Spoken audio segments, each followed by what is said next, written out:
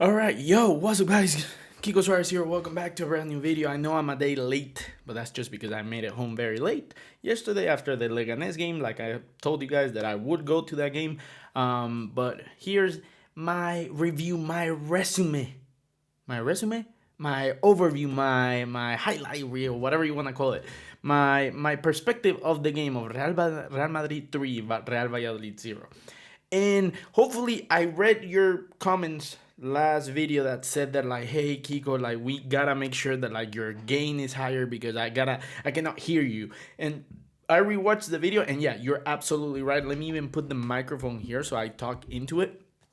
The gain is higher. So hopefully this time it does sound better. Hopefully the gain is not too loud. I should have tested this beforehand, but like you guys know how I am. It's just one take and that's all. But Real Madrid 3, Real Valladolid 0. Overall, am I happy? No. Why? Because I didn't watch any of the goals. If you guys didn't know, I live streamed the game on the first half. The first half, I did a watch party on TikTok. I'm ImKikoSuarez. I always do watch parties for Real Madrid games, or I try to whenever I have the time and the opportunity to sit down and do it. But I went to it. I was watching it. The first half, how do I say this without sounding overreacting or pessimist? I don't mind if a team is not winning, if that makes sense. Like if the team is playing in a way that makes sense, that we're creating chances, that the players are being aggressive, that the players are getting at the right plays at the right time, that we should okay, let's put it like this. If we should be winning and we're not, I'm gonna get mad at the result, but I'm not gonna get mad at the team, right?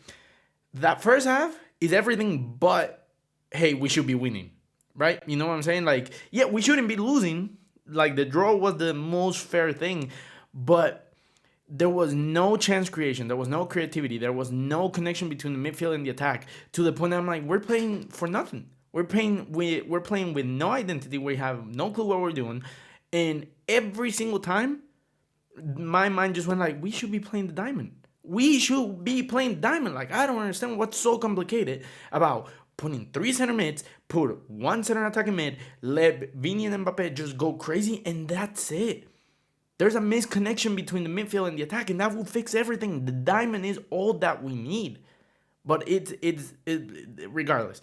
Like I said, the first half, which is the main thing that I want to focus on, because the second half is 3 goals, yeah, but it is what it is. First half, playing what it says here is a 4-2-3-1. Do I believe it? Not really, because when I was watching it, yeah, you could see them do that when defending, but on the attack, it wasn't really it. How do I put this? Chouameni, a lot of people were criticizing him. I don't know why. They were saying that he was like doing wrong passes and everything. There were some passes that were way too heavy, but that's just gonna come like it's the second game of the league. I'm not really gonna like punish or torture anyone for it. But when you look into it, you're talking about Fran Garcia had a good game. Militao had a fantastic game. Rudiger had a good game. Carvajal had a good game. It's from then on that the misconnection happens. The midfield, Chouameni, Valverde, and what it seemed to be Goulet, there was too much of a disconnection. Too much of a disconnection. I didn't like it whatsoever. We didn't seem like we had the passes or the creativity or the risk takers to cut the lines and everything.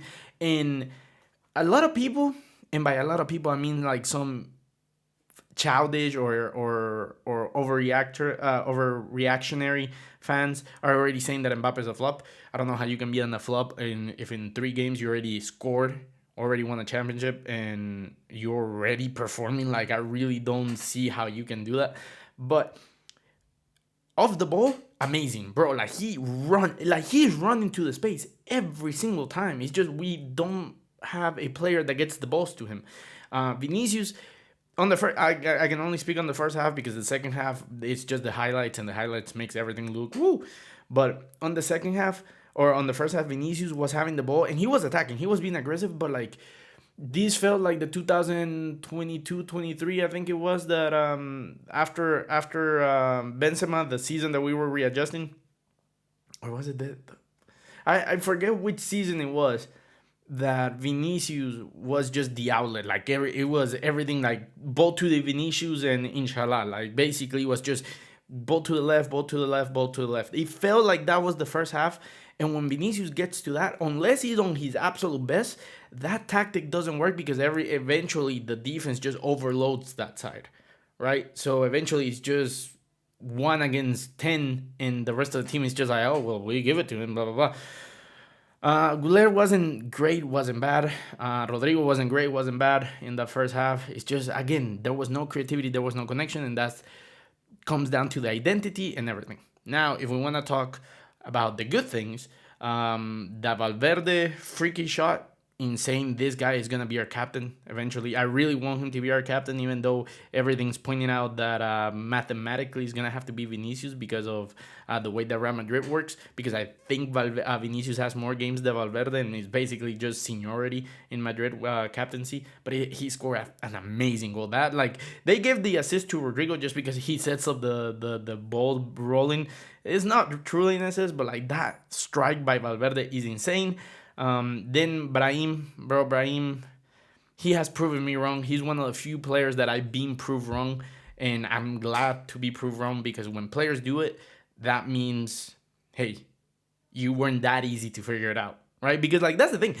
When I do predictions, it's because I see the obvious, right? Like I'm just stating the obvious. Like Brahim not working out was more obvious than Brahim working out. Brahim being in Asensio 2.0 was more obvious than him not being our best super sub, bar Rodrigo, whenever he's a sub.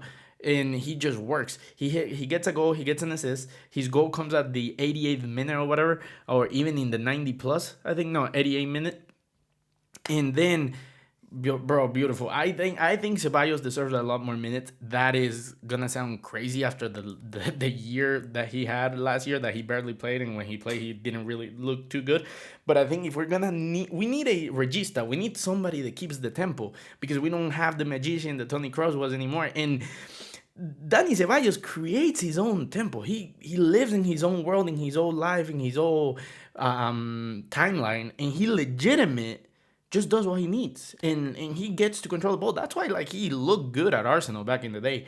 But like I think he should play more, and what he did before the goal for Endrick was insane. Then the ball that he plays to Brahim just carries it to the third part of the field, and just Endrick, bro, bravo, the kid has arrived. I cannot believe that that Endrick has his league goal before Mbappe. But again, it's just what like another thing. The low blocks in La Liga are so insanely hard. This is why I said that like La Liga defending in La Liga football is the best one there is in the world, because Premier League football is back and forth, back and forth, back and forth. Yes, it is entertaining, but there's a reason why that doesn't correlate or that doesn't translate to European football most of the time, because a lot of people, Serie A, Bundesliga, and La Liga, are comfortable playing just to sit back and like just do a masterclass defensively and just take their chances when they can. In La Liga, when they play teams like Atletico Madrid, Barcelona, and Real Madrid. Those teams, they just say like, hey, we're more than likely we're gonna go out of here with 0 points. So if we can get one, that already helps our math for the long run of the league. So when you really think about it, you have basically 10 players in front of goal and the goalkeeper. So breaking down low blocks, it's hard. So once you're winning 2-0, obviously Real Valladolid is no longer defending because they have to go out, and Endrick got that chance to go out and see what he could do. And bro, this kid, he's such a talent because he gets the ball, dribbles out, and he gets clipped. He could have easily gone down, but since he was already so adrenaline, he was so direct, he wanted to do it, he hits it with his weak foot. I thought he was a right-footed player. And then I had to be told on Twitter, just like, no, he's left-footed. That's his weak foot. Bro, insane. Like I'm gonna quote Duba. He's one of the people on Twitter. He said it the best. Endrick is just a short, stocky Haaland. He gets the right positioning, he gets the right movement, and he's aiming his body to do exactly what Haaland does. He's not the specimen that Haaland is, and I'm not saying he's that good, but like that's a really good comparison to say it. He becomes the youngest foreign player to score for Real Madrid and the second youngest behind Jesse, which is insane when you really think about it. What else? Am I preoccupied? No, because I was talking to some of my friends that are also Madrid fans, and I told them, dude, if this was the middle of the season, my head would be in Mars. I would be insanely mad. But when you really think about it, I'm like, well, it's 3 games into the season. This is the second game in the league. We already won a trophy with the UEFA Super Cup. Mbappe already scored, so we know that he's not bad. It's just like he's having time to adjust, and we're losing players left, right, and center because we still have yet to see Camavinga. We are yet to have consistent games from Jude because he played 2 games and then got out for the month. So we still don't have an identity yet. Now, 2 months from now, this conversation will be completely different. But right now, I'm okay with it. But you guys let me know in the comments what you guys think. Drop a like, subscribe if you're new here. We're really close to 3,000 followers or 3,000 subscribers. And I'll see you next video. And I'll see you next video. Peace.